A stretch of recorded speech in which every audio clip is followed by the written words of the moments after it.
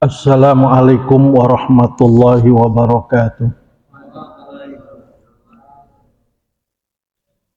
Bismillah walhamdulillah wassalatu wassalam ala rasulillah Muhammad ibn Abdillah wa ala alihi wa sahbihi wa mawala la hawla wa la quwata illa billah. Amma ba'du, rabbi israh li sadri wa yassir amri wa hlul 'uqdatam min lisani yafqahu qawli. Allahumma faqihna fid din waftah alaina futuhal arifin waj'al amalana khalisatan liwajhikal karim. Bapak-bapak, para jamaah Masjid Jami Manarul Islam yang sangat saya hormati dan muliakan, syukur alhamdulillah pada malam Senin ini kita bisa hadir di masjid yang kita banggakan ini dalam rangka kita menuntut ilmu yang merupakan kewajiban kita mulai kita lahir hingga kita dipanggil oleh Allah Subhanahu wa taala. Bapak-bapak sekalian yang saya hormati, pada malam Senin ini kita akan membahas tentang babul haid, bab yang menjelaskan tentang haid.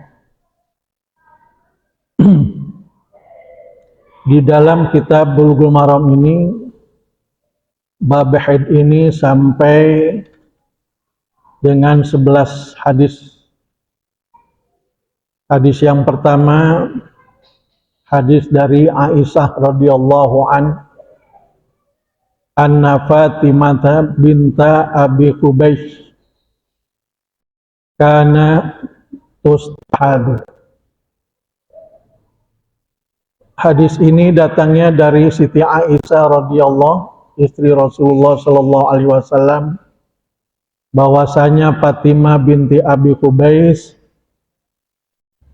adalah dia itu selalu mengeluarkan darah haid, selalu mengeluarkan darah yang banyak, yang disebut istihadah, yaitu darah istihadah, darah penyakit, bukan darah haid, tapi darah apa?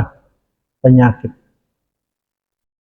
Faqala laha Rasulullah sallallahu alaihi wasallam, maka bersabda Rasulullah sallallahu alaihi wasallam, inna damul haidi damun aswadu yu'rafu.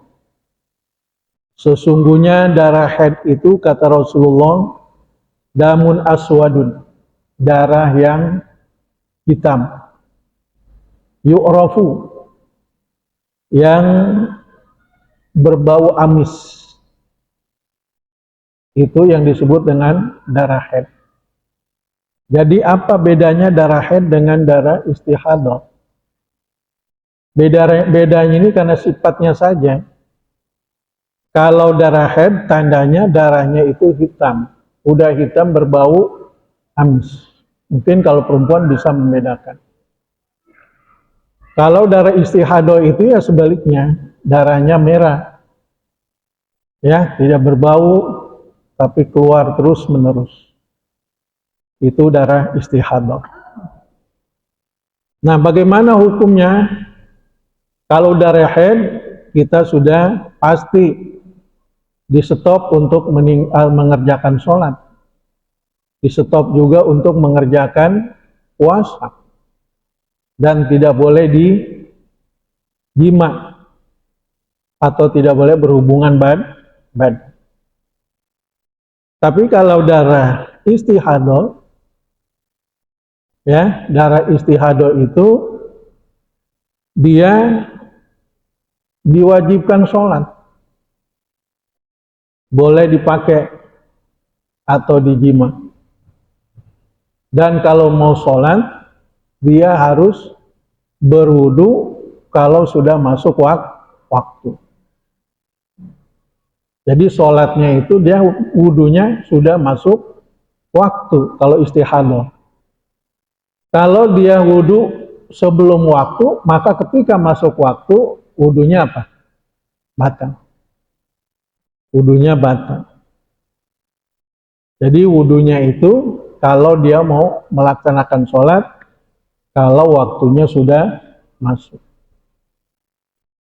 Jadi apa perbedaan darah istihadah dengan darah haid?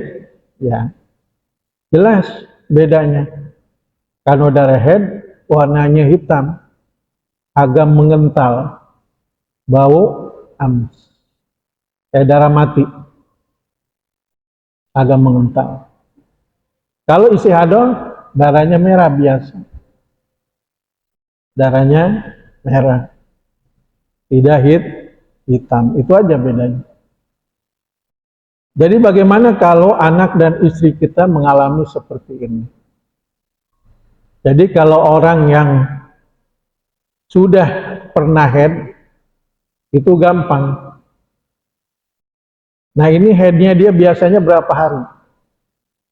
Rupanya 9 hari. Maka yang dihitung darah haid itu 9 hari. Ya, darah penyakitnya itu dari 10 hari ke sana, itu dihitung darah apa? Istihadah. Dan kalau orang yang baru mengalami haid, ini kan belum bisa bedain. Dia mengeluarkan darah, ditunggu sampai berapa hari? 15 hari. Karena paling banyak orang haid itu 15 hari. Tidak boleh lebih dari 15 hari. Jadi kalau sudah masuk 15 hari, hari ke-16, dia apa? Hari ke-15 itu, dia harus mandi. Harus mandi wajib. Dan dia sholat berwudu kalau sudah masuk waktu. Ya, kalau yang pemula. Kalau yang pemula tunggu sampai 15 hari. Kalau yang udah pernah haid, ya tergantung haid ya biasanya berapa hari. Dia mengalami 7 kali haid. Setiap haid pasti kalau 10 hari masuk 10 hari dia darahnya berhenti. Ini tiba-tiba darahnya loss, terus menerus keluar. Itu kan? Nah kalau sudah begitu, maka kalau udah lebih dari 10 hari, hari ke-11, dia harus apa? Mandi. Dia harus mandi. Kalau nggak mandi, kalau dia ragu, buktikan. Apa itu darah haid atau darah istihadah. Bagaimana buktikannya? Di dalam hadis kita suruh buktikan dengan cara orang yang lagi haid keluar darah itu duduk di wadah atau di bak yang berisi air. Nah lihat darahnya ini apa warnanya? Kalau warnanya hitam, agak hitam, nah itu darah haid. Kalau ada kekuning-kuningan di atas air itu namanya darah istihadah. Jadi kalau orang mengeluarkan darah haid, maka dia kena hukum tidak boleh melakukan sholat, tidak boleh melakukan puasa, tidak boleh membaca Al-Quran, membaca Al-Quran. Itu larangannya. Tapi kalau orang yang punya penyakit istihadah, dia harus apa? Melakukan sholat. Dia harus melakukan puasa. Dia boleh dijima sama suaminya. Dan kalau dia mau sholat, dia wudhu kalau sudah masuk waktu sholat. Itu aja. Fa'idha kana dzalika fa'amsiki anis sholati. Maka apabila terjadi seperti itu, darahnya hitam, berbau amis, fa'amsiki, maka berhentilah anis sholat untuk melakukan sholat. Berhenti sholatnya. karena ngeluarin darah haid. Fa idza kana al-akharu fatawaddo iwasolli. Maka apabila keluar darahnya yang lain daripada darah haid, fatawaddo maka wudulah kamu, wasolli dan sholatlah kamu. Ya, kalau darahnya nggak hitam, kagak bau amis, maka wudulah dan sholatlah kamu. Rawahu Abu Dawud wa Nasa'i. Hadis ini diriwayatkan oleh Imam Abi Dawud dan Imam Nasa'i. Wa shahahu Ibnu Hibban, dan menganggap hadis ini sahih oleh Ibnu Hibban wal Hakim dan Imam Hakim. Wa fi hadithi Asma binti Umais, dan pada hadis Asma binti Umais inda Abi Dawud, di sisi Abi Dawud, wal tajlis fi mirkan, dalam matan hadis itu dikatakan dan duduklah kamu fi mirkan, di wadah, di bak air yang berisi air, di bak yang berisi air. Fa idza ra'at suprotan fauqal ma'i, maka apabila terlihat warna kuning di atas air, fal tugtasil fil zuhri wal asri, maka mandilah, hendaklah kamu mandi untuk melaksanakan sholat zuhur dan sholat asar, goslan wahidan, satu kali mandi. Nih, ada juga hadis ini. Jadi kalau mau sholat itu diperintahkan mandi, gabung sholatnya zuhur asar. Upaya mau makan sholat zuhur dan asar, mandinya di waktu zuhur, dan mandinya juga sudah di akhir waktu. Umpamanya 15 menit mau asar, sebelum 15 menit dia mandi, kemudian dia wudhu, dia sholat. Jadi mentakhirkan sholat zuhur dan mensegerakan sholat asar. Selesai sholat, kemudian dia wudhu kembali. Ketika masuk asar, dia wudhu kembali, dia sholat asar. Nah, nanti kalau mau sholat isya dan maghrib dan isya, dia mandi lagi. Mandi di waktu maghrib, cuman sudah mau berakhir waktu. Di akhir waktu mandinya. Kemudian dia wudhu, dia sholat maghrib. Kemudian nggak lama lagi masuk sholat waktu isya. Dia wudhu lagi, kemudian dia sholat isya. Mandi biasa aja.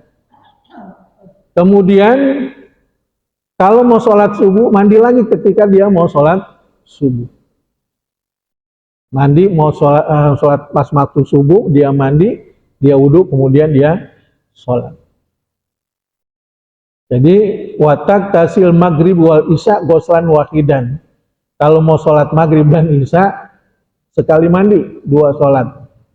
Watak tasil lil fajri, dan untuk mandi pada waktu sholat fajar, goslan wahidan, satu kali.